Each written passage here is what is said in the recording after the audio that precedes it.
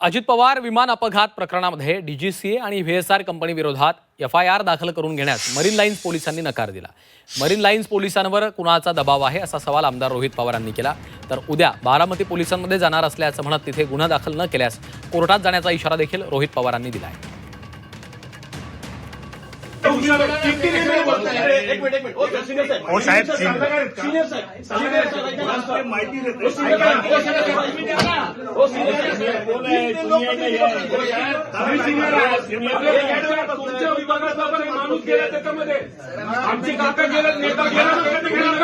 काय बोलला?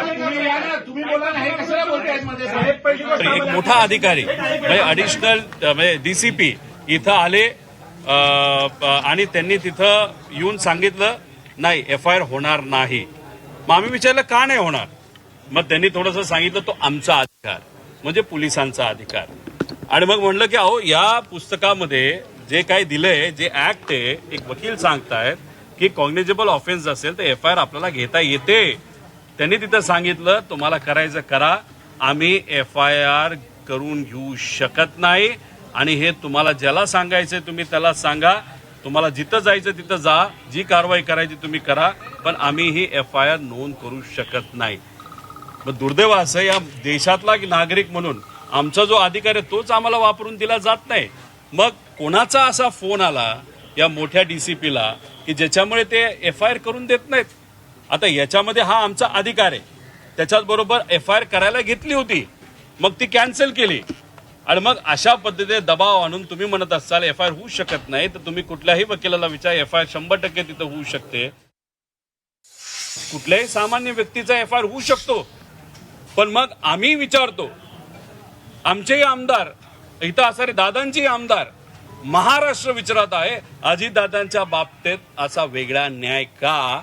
आता आम्ही निर्णय तिथं घेतलेला आहे की हे आमचा एफआयआर तर इथं करून देत नाहीत। त्यामुळे उद्या सकाळी 10 वाजता बारामतीचे जे कुठले पीआय असतील, एअरपोर्ट ज्यांच्या अंतर्गत येतं, माझ्या अंदाजे ग्रामीण विभागाच्या अंतर्गत येतं, त्या ग्रामीण पीआयकडे जाऊन तिथं आम्ही तिथं प्रयत्न करू। तो प्रयत्न करत असताना ते त्या बाबतीत काय भूमिका घेतात, सत्तेत असणारे, सत्ता आज सत्तेत बसणारे जे कोणी नेते असतील ते त्या बाबतीत काय भूमिका घेतात हे आपल्याला तिथं बघावं लागेल।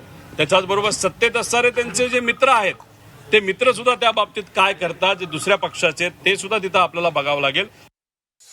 हा आमचा अधिकार या पुस्तकाला या कायद्याला त्या ठिकाणी दिलेला आहे। हा ऍक्ट आत्ता असणारे सत्तेत असणाऱ्या सरकारने कायदा हा बदललाय ना, त्यांनी तो कायदा बनवलाय, हे ते पुस्तक आहे। मग ह्या कायद्यामध्ये प्रत्येक व्यक्तीला अधिकार असताना मग आम्हाला सुद्धा तो अधिकार आहे, आम्ही विरोधात असलो काय आणि सत्तेत असलो काय। आणि योगायोग इथं बघा, आम्ही विरोधातले पण आमदार आहेत आणि सत्तेतले सुद्धा आमदार आहेत। मग आम्हाला हा पूर्णपणे अधिकारी असताना सुद्धा, या देशाचे नागरिक असताना सुद्धा एफआयआर होत नसेल कॉग्निजेबल ऑफेन्ससाठी सुद्धा, तर मग कुठं ना कुठंतरी आता शंका ही आमची वाढत चाललेली आहे। आम्ही कुठंतरी म्हणत होतो की व्हीएसआर कंपनी कुठेतरी अपघात झाला, या विषयावर आम्ही थोडंसं तिथं ठाम होतो। मग अशा पद्धतीने तुम्ही काय गोष्टी अडवत असाल तर साहजिकच आहे ना, लोकांचा कुठेतरी प्रश्न त्यांच्या मनामध्ये कुठेतरी निर्माण होईल की हा घात नाही तर अपघात आहे।